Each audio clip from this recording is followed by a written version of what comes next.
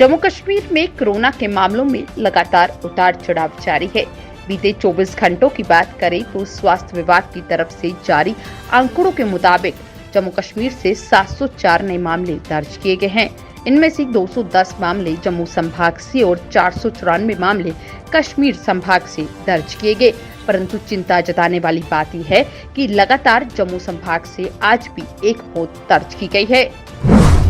जम्मू और कश्मीर के उपराज्यपाल मनोज सिन्हा ने रविवार को कहा कि केंद्र शासित प्रदेश के कई इलाकों में आतंकवाद से उसे मुक्ति मिल गई है और अगर बात की जाए तो उसके पूरे तंत्र को पूरी तरह से क्षतिग्रस्त भी किया जा रहा है और आतंकवाद को जड़ से खत्म करने के प्रयास जारी हैं। बता दें कि पुलिस परीक्षण केंद्र मनीगाम गांधरबल में एलजी ने 538 नए रंग रूटों की पासिंग आउट सत्यापन परेड को संबोधित करते हुए ये बातें कही। उन्होंने साथ ही कहा कि पुलिस और अन्य सुरक्षा बलों के साथ अपने मानव और तकनीकी खुफिया जानकारी जम्मू कश्मीर के कई क्षेत्रों को उग्रवाद और उनकी प्रशासनिक तंत्र को खतरे से मुक्त कराने में सक्षम है। कश्मीर संभाग के जिला बारामूला के वानीगाम में हुई मुठभेड़ में सेना के असॉल्ट डॉग एक्सक्ले को अपनी जान गंवानी पड़ी। रविवार को सैन्य सम्मान के साथ डॉग एक्सक्ले को अंतिम श्रद्धांजलि दी गई। एक्सेल ऑपरेशन के दौरान रूम इंटरवेंशन के लिए अंदर दाखिल हो रहा था, तभी आतंकियों ने उस पर गोलाबारी कर दी। इसमें उसकी जान चली गई। सेना के अधिकारियों और जवानों ने एक्सेल को इस बहादुरी के लिए सलाम किया। मध्य कश्मीर के गांधरबल जिला की पुलिस परीक्षण केंद्र मनीगाम में नए रंग रूटों की पासिंग आउट कम सत्यापन परेड को संबोधित करते हुए डीजीपी ने कहा कि देर से नार्को आतंकवाद की अगर बात की जाए तो वह पुलिस के लिए सबसे बड़ी चुनौती है। साथ ही उन्होंने कहा कि भले ही पुलिस नार्को व्यापार में शामिल सभी मॉड्यूलों का भांडाफोड़ करके इसका प्रभावी ढंग से सामना कर रही हो, लेकिन इस मोर्चे पर बहुत कुछ करने की अभी भी जरूरत है। पुलिस ने रविवार को उत्तरी कश्मीर के बांदीपुरा जिला से अष्टांगू इलाके से लश्कर तैयबा के एक हाइब्रिड आतंकवादी को गिरफ्तार किया। बता दें कि बताया गया कि पुलिस और सेना की 26 असम राइफल्स की संयुक्त टीम ने लश्कर तैयबा के एक हाइब्रिड आतंकवादी को पकड़ा।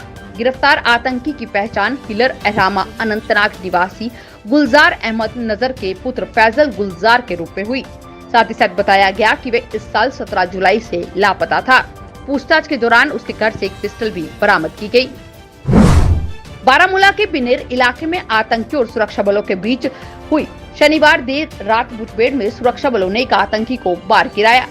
बता दें कि जम्मू कश्मीर पुलिस ने मारे गए आतंकी की शिनाख्त बारामूला के इरशाद अहमद भट्ट के रूप में की, जो मई 2022 से सक्रिय था और प्रतिबंधित आतंकी संगठन लश्कर तैयबा से जुड़ा हुआ था। इसके पास से एक AK-47 राइफल, 2 मैगजीन, 30 गोलियां बरामद हुई हैं। फाइनेंस अकाउंट असिस्टेंट एस्पिरेंट्स 18वें दिन भी अपने प्रदर्शन पर बैठे हुए नजर आए। इस दौरान इन्होंने उपराज्यपाल प्रशासन के खिलाफ नारेबाजी की तो एक तरफ जो है इन्होंने ये मांग को कायम रखा कि जब तक इन्हें किसी तरीके का आश्वासन नहीं मिलता या इनकी सिलेक्शन लिस्ट को लागू नहीं किया जाता, तब तक ये अपना धरना प्रदर्शन इसी तरीके से जारी रखेंगे। डीडीसी सदस्य पीर शहबाज अहमद और अध्यक्ष नगर समिति दोरू वेरीनाग मोहम्मद इकबाल अंगर ने दूरू शोबाज में उपभोक्ताओं को 350 रुपए के बजाय 750 रुपए प्रति माह का भुगतान करने के लिए बिजली विभाग के खिलाफ अपना गुस्सा व्यक्त किया। बता दें कि इस संबंध में दोनों ने रविवार को एक प्रेस कॉन्फ्रेंस के दौरान जो है मीडिया प्रतिनिधियों से बातचीत की और इन्हें कहा कि ये संयुक्त रूप से अगर देखा जाए तो एक अन्याय किया जा रहा है। Gurukul institute of paramedical studies college of nursing के बीएससी के प्रथम बैच की तरफ से जो है नर्सिंग छात्रों के एक उद्घाटन शपथ समारोह का आयोजन किया गया। इस अवसर पर अगर बात की जाए तो उपायुक्त अपर जिला भद्रवाह दिलमीर चौधरी मुख्य अतिथि के तौर पर मौजूद नजर आए।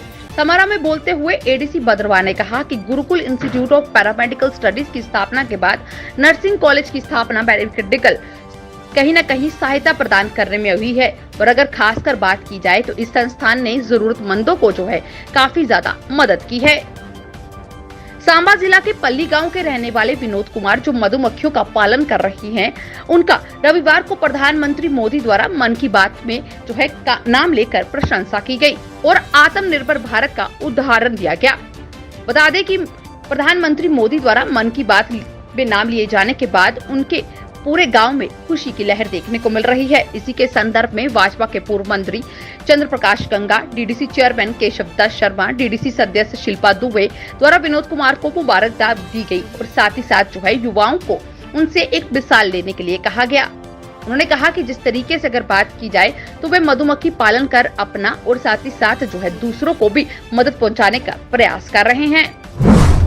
मौसम विज्ञान केंद्र से मिली जानकारी के अनुसार अभी अगर बात की जाए तो सोमवार तक मौसम विभाग का येलो अलर्ट जारी है। कई स्थानों पर बारिश के आसार बने हुए हैं और वहीं इस सप्ताह भी बीच बीच में बारिश होती रहेगी। इस सप्ताह हुई हल्की से मध्यम बारिश और रिमझिम के चलते जल स्तर में भी सुधार हुआ है।